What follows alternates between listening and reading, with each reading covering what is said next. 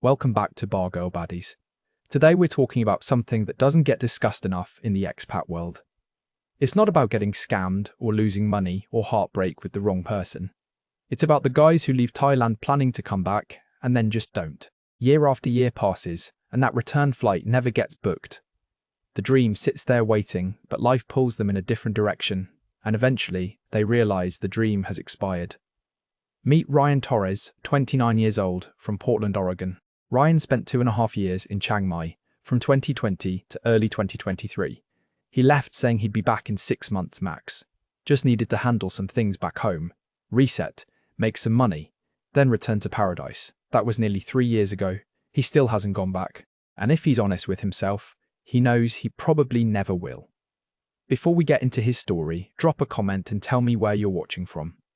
If you've ever left a place you loved and found yourself unable to return, share that story. And if you felt that weird guilt of abandoning a dream you once believed in completely, hit that subscribe button because you're about to hear exactly how that feels.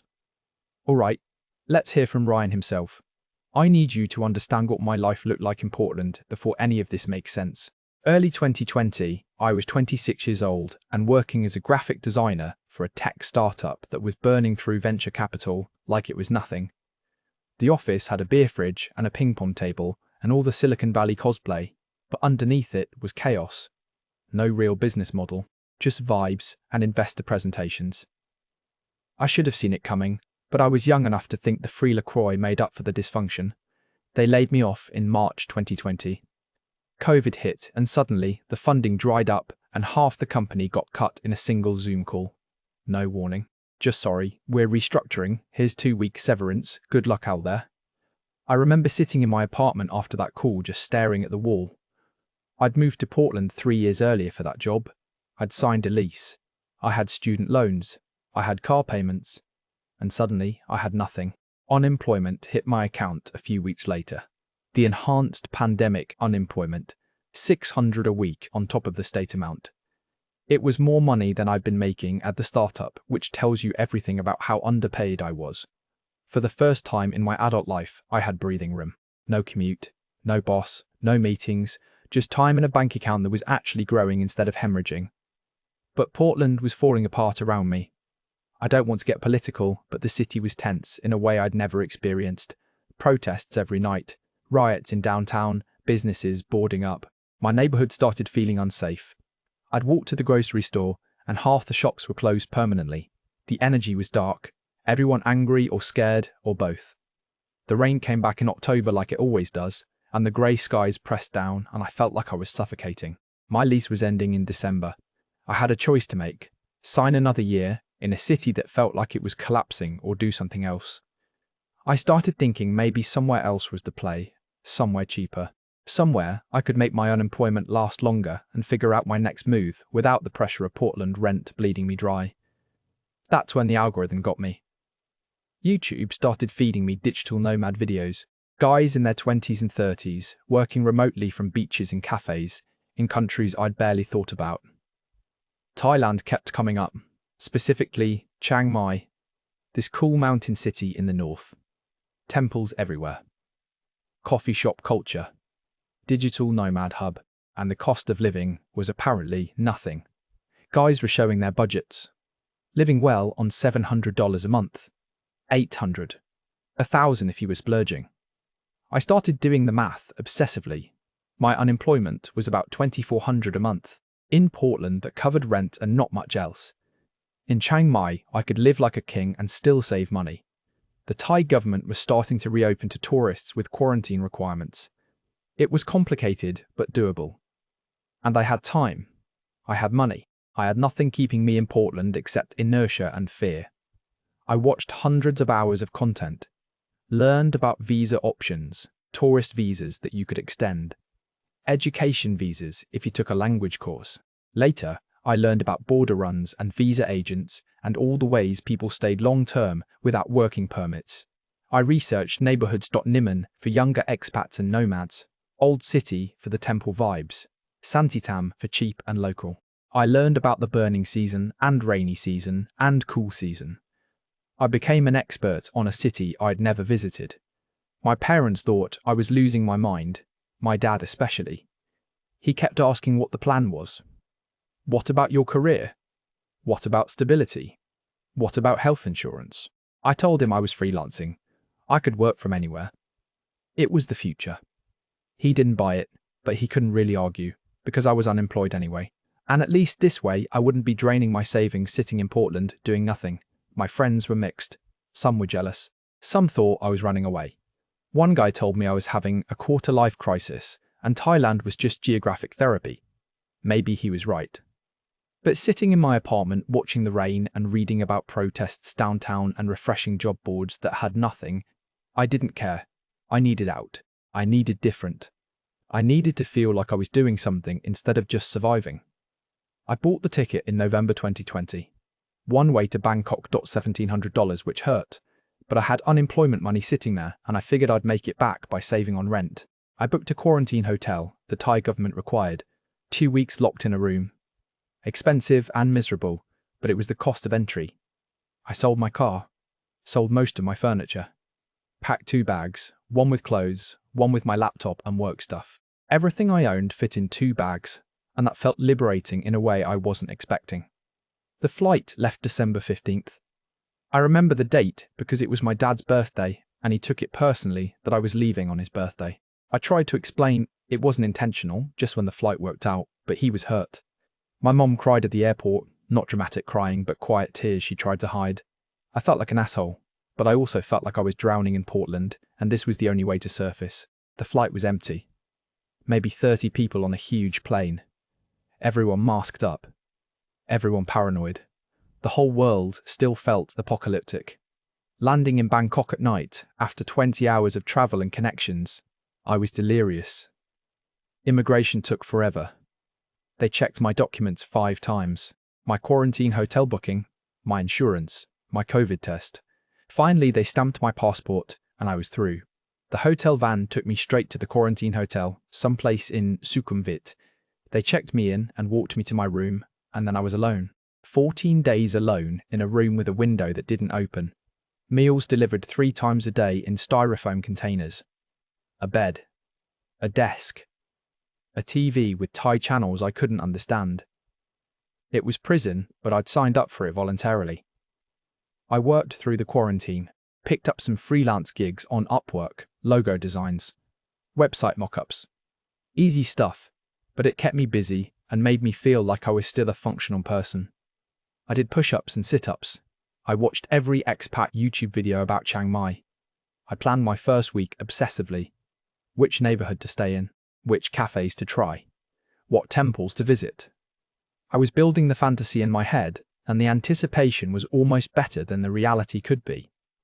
Day 14, I got released. Took a COVID test, negative. They gave me my freedom paperwork, and I walked out into Bangkok heat and noise and chaos. It was December, and it was still 30 degrees. I was sweating through my shirt immediately. The smell hit me. Street food and exhaust and jasmine and something else I couldn't identify. It was overwhelming in the best way. I booked a domestic flight to Chiang Mai for the next morning, spent 1 night in a cheap hotel near the airport. Couldn't sleep because of jet lag and excitement and the noise from the street below. Bangkok never stopped. Even at 3 in the morning, there were motorbikes and voices and music. It felt alive in a way Portland hadn't in months. The flight to Chiang Mai was an hour, short and bumpy. We descended through clouds and suddenly there were mountains everywhere. Green and lush and dramatic, the city spread out below surrounded by peaks. We landed and I grabbed my bags and walked into the arrivals hall and everything felt possible. I'd booked a cheap guest house for the first week. 300 baht a night, which was like $10. It was in the old city. Basic room, shared bathroom. But clean, and the owner was friendly, and it was exactly what I needed to orient myself. I dropped my bags and immediately went walking. December in Chiang Mai is perfect. Cool in the mornings and evenings. Warm during the day. Dry, no rain. The sky this impossible blue. I walked for hours. Through the old city with temples on every corner. Wat Chedi Luang with its massive ruined stupa. Wat Phra Singh with monks chanting. The Sunday walking street market setting up. I bought pad thai from a street cart for 40 baht and sat on the curb eating it, and it was the best thing I'd ever tasted. Maybe it wasn't actually. Maybe I was just high on freedom and newness. But it felt transcendent. The next few days, I apartment hunted. I joined Facebook groups before arriving. Chiang Mai Digital Nomads. Chiang Mai Expats. People posted apartments and rooms and condos. I messaged a few. Arranged viewings. Most were in Niman, which was the neighbourhood all the young expats lived. Coffee shops and co-working spaces and Western restaurants mixed with local Thai life. I found a studio on the 4th floor of an older building. Small. Maybe 25 square meters. But it had a balcony overlooking the street. A decent bed. A tiny kitchen. Bathroom with a hot water heater. Wi-Fi that actually worked.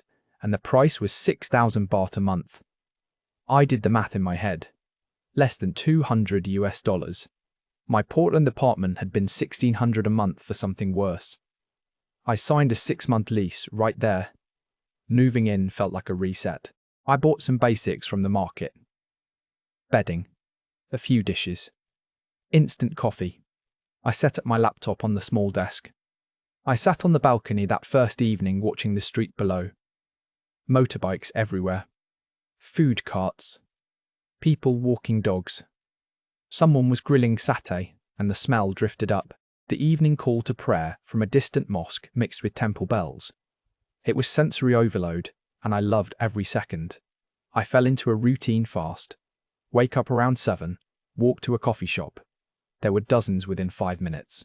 I rotated through them but settled on a place called Graph that had good Wi-Fi and wasn't too loud. Order an Americano for 60 baht. Set up my laptop. Work on freelance projects until noon. The work was easy to find. Upwork, Fiverr. Word of mouth from other designers. I was making enough to cover my expenses and save a little. Not getting rich, but not stressed.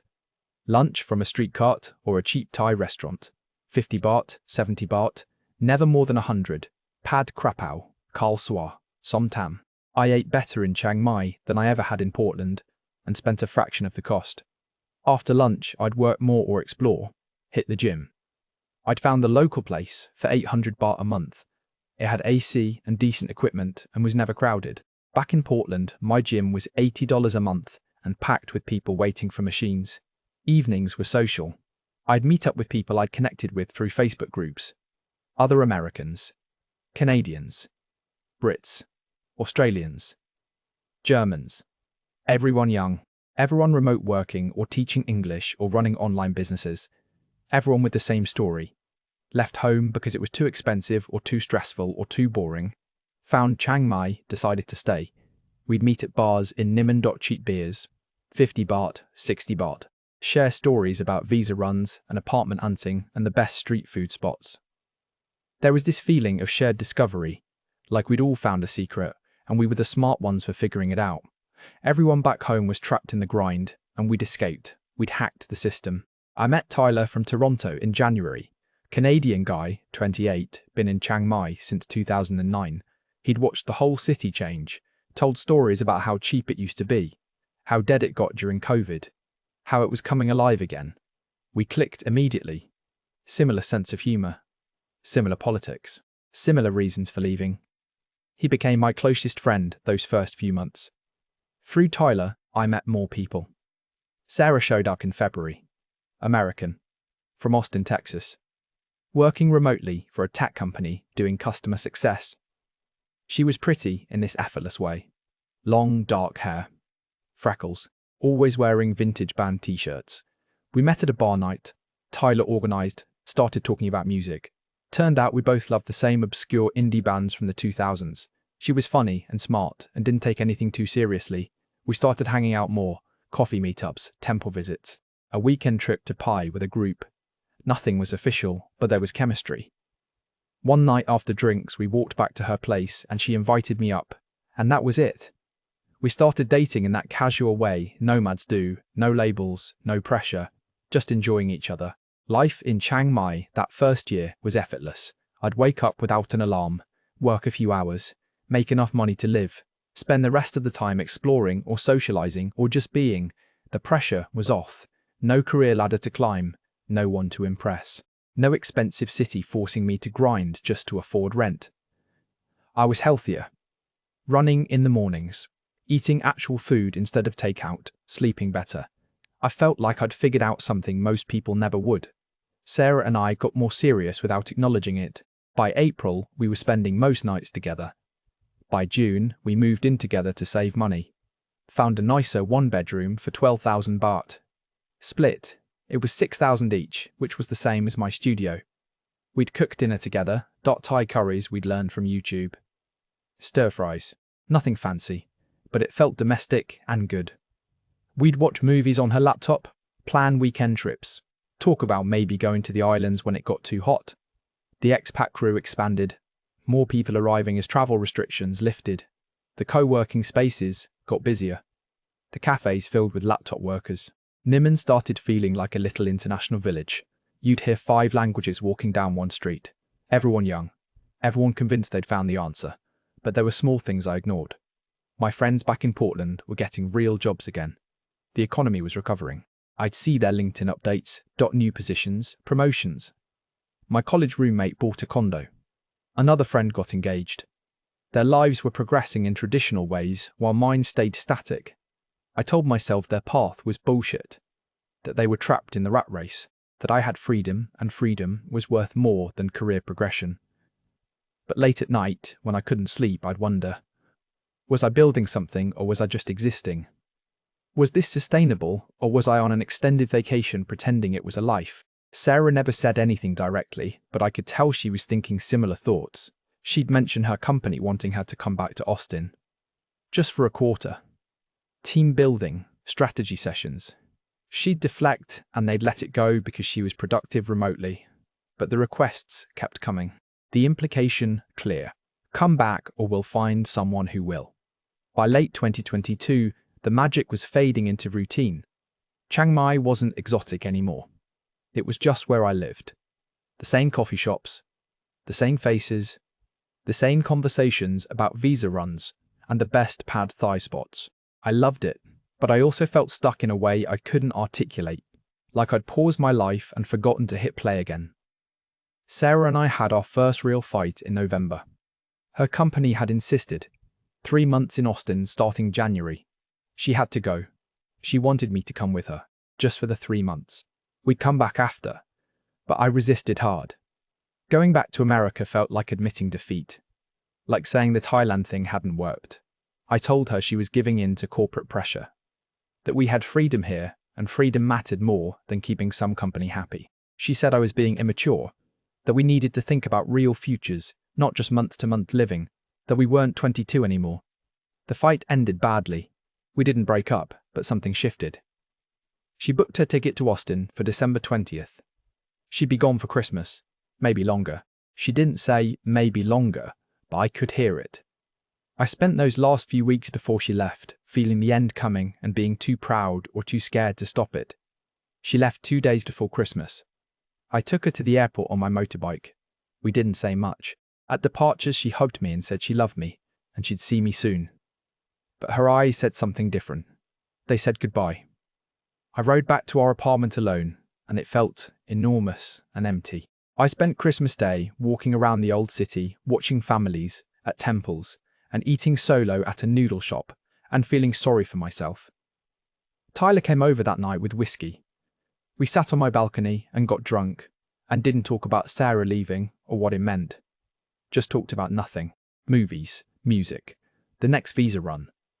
But the silence around what we weren't saying was loud. That was the beginning of the end, even though I didn't know it yet. I thought Sarah would come back. I thought we'd figure it out. I thought Chiang Mai was permanent and everything else was temporary. I was wrong about all of it, but I wouldn't realise that until I was sitting in Portland a month later, wondering how I'd gotten there and why I couldn't make myself leave.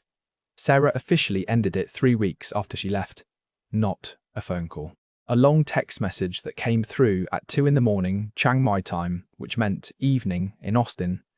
She said she loved me, but she couldn't do the nomad thing anymore. Her company had offered her a promotion.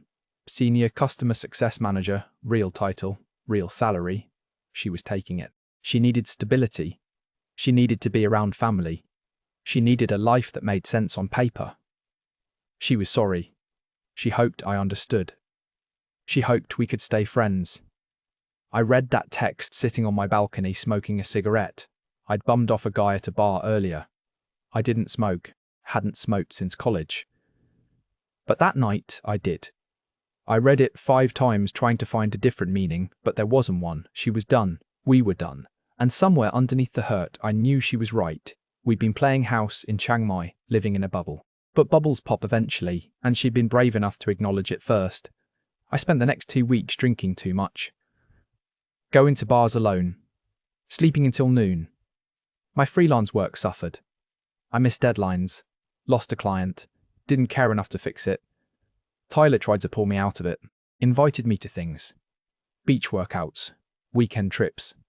But I was deep in it. The Chiang Mai magic was gone, and without Sarah, it felt hollow. The friend group that had felt so tight suddenly seemed shallow. Everyone was transient. Everyone was passing through. The deep conversations we'd had about freedom and living differently now felt like bullshit. We told ourselves to justify running away from real life. I'd see the same expats at the same bars, having the same conversations, and I'd feel claustrophobic in a way I never had before. My mum called in, late January, different tone than usual. "Your grandmother's not doing well," she said. "Nothing immediate, but she's declining. Early dementia. Getting confused. Forgetting things. Would you consider coming home for a bit, just to see her while she still knows who you are?" The guilt hit immediately. I hadn't seen my family in over 2 years. I'd missed holidays, birthdays. My grandmother had always been good to me. Sent cards with $20 bills for every birthday and Christmas even after I was an adult. Called me on Sundays. And I'd been on the other side of the world, eating pad thai and telling myself I was living my best life while she was forgetting her own children's names.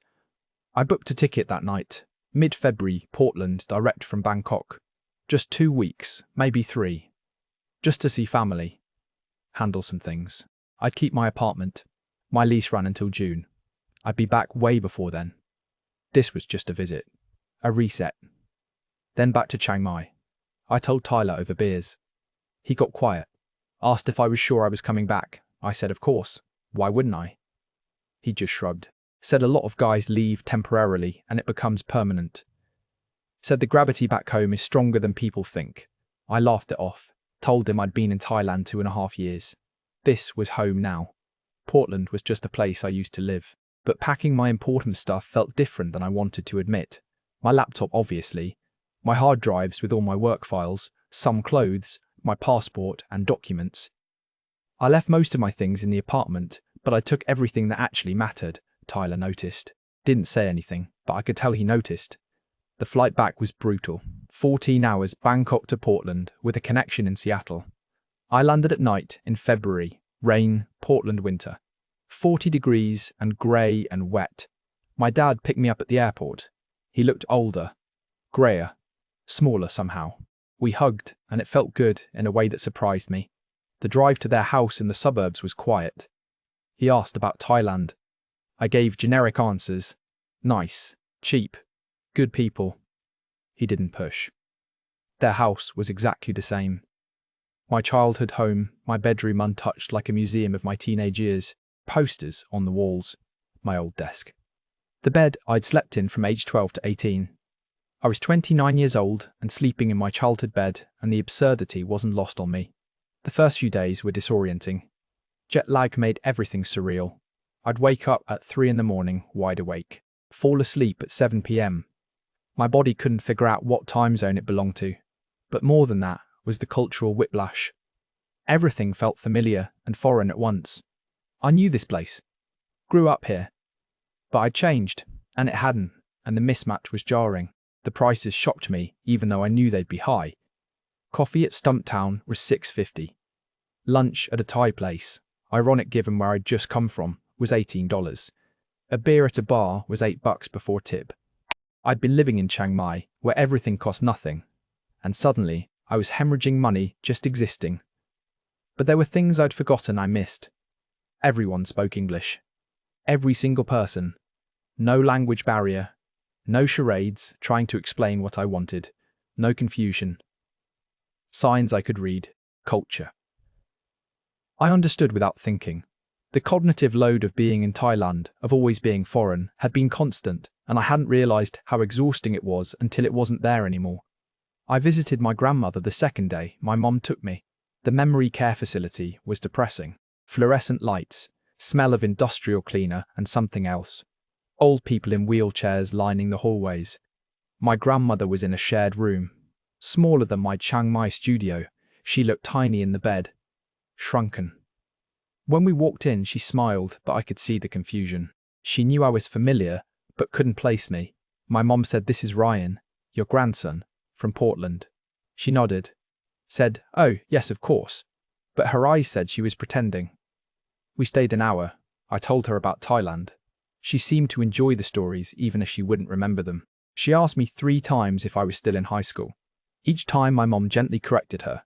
Each time broke my heart a little more. When we left, I cried in the car. First time I'd cried in years. My mom held my hand and didn't say anything, but I knew what she was thinking, that I'd missed years. That time doesn't wait. That Thailand had cost me more than rent and visa runs. I started seeing old friends, reaching out to people I'd lost touch with. Marcus responded first. My college roommate, he'd been at that startup with me, survived the layoffs, moved to a better company. We met for beers at a place in Northeast. He looked good, put together. He bought a house with his girlfriend in a suburb I'd never heard of. Showed me photos. Small place, but it was theirs. They were engaged. Wedding planned the summer. I told him about Chiang Mai, the cheap living, the freedom, the adventure. He listened and seemed genuinely interested, but I could tell he thought I was doing extended gap year stuff. When I talked about it being sustainable long term, he got diplomatic. Said it sounded amazing for now. For now. The implication clear, not forever. We talked about work. He was a senior developer now, managing a small team, making 6 figures, stock options, benefits 401k match. The corporate stuff I'd dismissed as selling out now seemed less obviously stupid. He was building something, equity in a house, retirement savings, a life that had momentum and trajectory. What was I building? A folder of logo designs and the ability to order pad thai in broken Thai. I started taking freelance meetings just to test the water. My portfolio was decent but dated. My Thailand years were a gap in any conventional sense. I'd been designing logos and simple websites for small clients. Other designers my age had progressed, led projects, managed teams, built complex products. The skill gap was obvious. But one agency seemed interested. Small place in Southeast, 10-person team. They liked my design aesthetic, said I had a good eye, offered me a mid-level position, $65,000 a year, which was less than I'd made before Thailand, but included health insurance and 2 weeks vacation and retirement matching, the boring adult stuff I'd been ignoring. I told them I'd think about it. I was going back to Thailand soon, just here visiting family. But even as I said it, I felt the lie. My apartment lease in Chiang Mai was ending in 4 months. I hadn't paid March rent, hadn't told my landlord I was coming back. My stuff was still there, but I'd asked Tyler to grab my laptop charger and external monitor, which meant I wasn't planning to use them there. The job offer sat in my email. I looked at it every day. 65,000. In Chiang Mai, I could live on 2,000 a month, which left me 3 grand to save if I made 5,000. But I wasn't making 5,000. I was making maybe 3 on a good month. And it was capped. My clients weren't going to suddenly pay me double. The Thailand math worked until you factored in opportunity cost. Every year, there was a year not progressing, not building skills, not advancing. I met someone in March, Kelly. She worked at a coffee shop near my parents' house. I'd been going there in the mornings to work. She was 27, pretty in a Pacific Northwest way. Flannel and jeans and natural makeup. We started talking. She asked about my laptop stickers. One was from Chiang Mai. I told her I'd been living there. She'd always wanted to travel Asia. We talked about it over her breaks. It started casual. Coffee turned into drinks. Drinks turned into dinner. She was easy to talk to. Born and raised in Portland, knew all the same references, same TV shows, same local bands, same trails and bars and coffee shops. I didn't have to explain anything. Didn't have to translate culture. She just got it because we were from the same place. We started seeing each other regularly. Nothing official but consistent. She'd come over after her shifts, we'd watch movies, cook dinner, normal domestic stuff that felt foreign after Chiang Mai, where everything was transient and temporary. She asked if I was going back to Thailand. I said probably. Eventually. She didn't push, but I could tell she was calculating whether to get attached. The job agency called in April. They needed an answer. Position was still open. They really wanted me. Could I start in May? I asked for a week. Spent that week paralysed. I looked at flights to Bangkok, the cursor hovering over purchase. I had the money. I could go back. My Chiang Mai lease was ending, but I could find another place. I could rebuild the life I'd had, but I kept thinking of reasons not to. My grandmother declining, my parents getting older, the job opportunity, Kelly. The fact that my Chiang Mai friend group had scattered. Sarah was engaged to some guy in Austin, according to Instagram. Tyler had mentioned he might move to Da Nang. The crew that had made Chiang Mai special was dissolving, and I'd be going back to what? To start over alone in a city that would feel like a museum of my former life. I took the job. Told myself it was just for 6 months. Make some money. Get my finances solid. Then reassess. I could always go back. Thailand wasn't going anywhere. I started in May. The work was fine. Better than fine, actually. It felt good to be challenged again. To work on real projects with real stakes. To collaborate with people in person instead of communicating through broken English on Upwork. The money felt incredible after years of scraping by. First paycheck hit, and I paid off credit card debt I'd been carrying. Second paycheck, I opened a retirement account. Third paycheck, I started building savings. Real savings in US dollars that weren't at risk of Thai baht fluctuations, or political instability, or visa denials. Kelly and I got more serious. She met my parents. I met hers. By summer, we were basically together even though we hadn't labelled it. She asked me directly one night in July, "Are you actually going back to Thailand, or are you just saying that?" I didn't have an answer. I said I didn't know. She said she needed to know because she wasn't going to get more attached if I was leaving. Fair enough. I told her I wasn't leaving, not right now, maybe not ever. Saying it out loud felt like betrayal. Like I'd failed, I'd proven everyone right who said Thailand was just a phase. But it also felt like relief. Like I could stop pretending, stop carrying the weight of maintaining a dream I wasn't sure I believed in anymore. Work kept getting better. I got promoted in October, lead designer, small team under me, 75,000 plus bonuses. I was making in 3 months what used to take me a year in Chiang Mai. Kelly and I moved in together, found a 1-bedroom in Southeast. Expensive by Thailand standards, $1,500 a month, but normal for Portland, and we were splitting it. I stopped checking flights to Bangkok, stopped scrolling through Chiang Mai Facebook groups. The posts felt like messages from another life. Other nomads asking about visa agents and apartment recommendations and the best co-working spaces. I could have answered. I'd known all of that once, but I didn't comment, just watched from the outside like an anthropologist studying a culture I used to belong to. Tyler messaged in November. He'd moved to Vietnam, Da Nang, said it was what Chiang Mai used to be. Cheap, chill, beach town, tried to get me to visit. I said maybe next year. We both knew I wouldn't. The conversation was friendly but distant. We'd been close in Chiang Mai, but that friendship had been context-dependent. Remove the context, and we were just 2 guys who used to drink beer together in a city neither of us lived in anymore. December 2024. 2 years since I'd left Chiang Mai temporarily. I was scrolling through old photos one night. Me and Sarah at a temple, the whole crew at a bar in Niman. My tiny balcony overlooking the street. The photos looked like they were taken by someone else. That version of me felt impossibly young even though it was only 2 years, 27 to 29. Not a huge gap, but I'd crossed some invisible line. I opened a flight search, Bangkok round trip, cursor hovering. I could go visit. See what's changed. See if the magic was still there, or if I'd just been young and it had been circumstance and timing. But I didn't click. The reasons stacked up. Work deadlines, Kelly. The holidays coming. My grandmother's birthday. The vague awareness that going back would hurt worse than staying away. Because here's what I'd realised, sitting in Portland, drinking expensive coffee in an apartment I paid too much for, with a girlfriend who wanted to get married, and a job that was building my retirement account. I wasn't going back. Not next month. Not next year. Probably not ever. And admitting that felt like grief and liberation in equal measure. Thailand hadn't been a scam. It had been real. The best 2.5 years of my life in a lot of ways.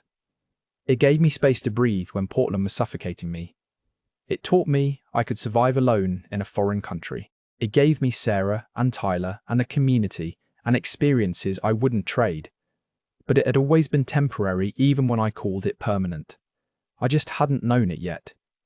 Some people can be nomads forever, can live perpetually foreign, can build entire lives untethered from their passport country.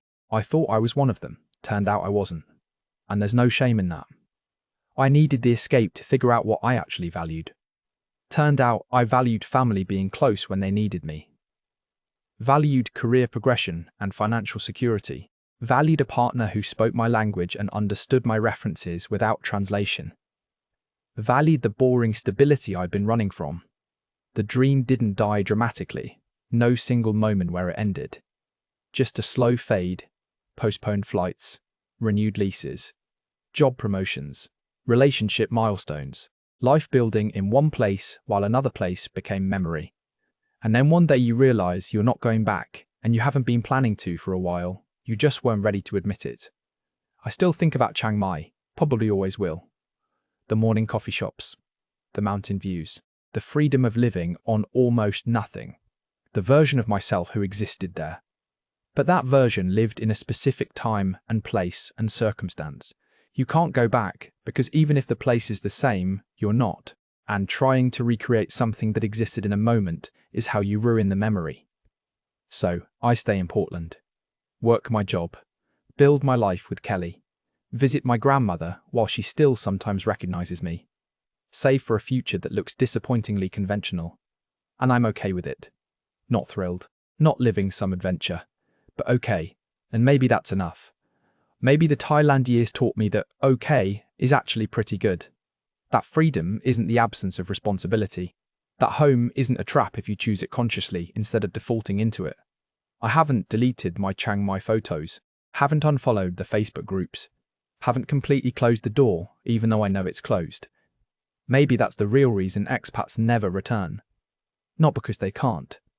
Because they realize they don't want to badly enough to overcome all the invisible forces pulling them back. And once you realize that, going back would just be pretending. And I'm done pretending. Welcome back.